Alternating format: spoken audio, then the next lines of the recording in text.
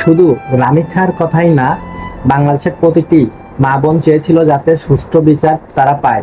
এই যে আছিয়া, হ্যাঁ, তারপরে যে রামিসা, তারপর আরো যে শিশুগুলা নির্যাতিত বা আহ, অপহরণের শিকার হয়েছে, হ্যাঁ, ধর্ষণের শিকার হয়েছে। তো এগুলো আসলে বিচার বাংলাদেশে কখনোই আগেও হয় নাই, বর্তমানেও আসলে দেখা যাচ্ছে না।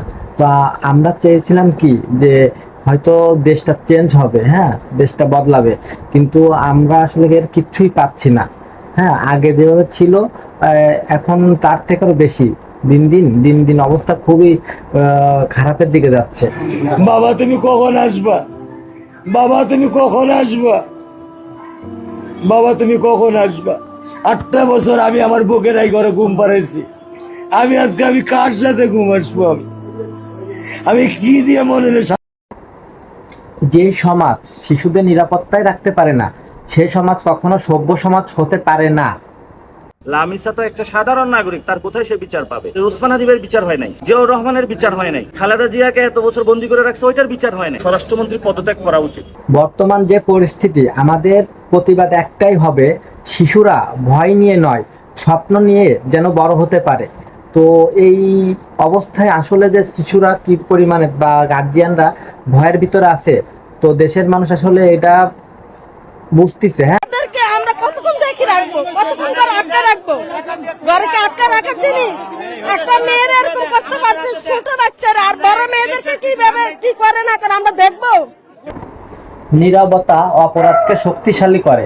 তাই শিশু নির্যাতনের জন্য আমাদের সকলকে কথা বলতে হবে, সকলকে একইভাবে প্রতিবাদ করতে হবে। তো যারা প্রতিবাদ করতেছে তাদের আসলে উৎসাহ দেওয়া উচিত, কারণ এগুলো একটা সমাধানে আসা উচিত, তাই না? তা আমার এই 8 বছরের মাসুম একটা বাচ্চা কি অপরাধ? আমি এই কলজাটা ছাড়া আমি থাকবো কেমনি? আমার এই বাচ্চাটা আমি ঘরে ঢোকার আগে ফ্রিজের মধ্যে আমার জন্য শরবত বানায় রাখে। আমার বড় মেয়ে না, আমার ছোট মেয়ে, 8 বছরের মেয়ে। বাবার সঙ্গে ছবি এখানে লাগাই রাখছে, বাবা তুমি আমাকে নিয়ে যাবা? আমি বলছি, আল্লাহ বাবা তুমি আল্লাহর কাছে যাও, আমার তো নেওয়ার দিয়ে যাওয়ার ক্ষমতা নাই। আমার মেয়ে আল্লাহর কাছে চলে গেছে। একটা বাবার যে কষ্ট বা বেদনা, হ্যাঁ, সন্তান হারানো, তো দেখেন আসলে কত কষ্ট পাইলে মানুষ এভাবে আকুতি মিনতি করে বিচার চায়। আজ কোথায় আমাদের দেশ? তো আজ প্রতিবাদ যদি না করি, তো আগামীকাল দেখা যাচ্ছে আরো একটি শিশু তার নিরাপত্তা হারাবে। তো এই এই দায়ভারগুলো কারা নেবে? এগুলো তো মন্ত্রী, তারপরে প্রতিমন্ত্রী, স্বরাষ্ট্রমন্ত্রী, যারাই আছে দায়িত্বে, যারাই আছে তাদেরই এই দায়িত্ব নিতে হবে, তাই না? তো আমরা চাই সুষ্ঠু বিচার হোক দেশে। এগুলো সুষ্ঠু বিচার, সব সব শুধু এই বিষয় না, সবকিছু যেন সুষ্ঠু বিচার আমরা পাই।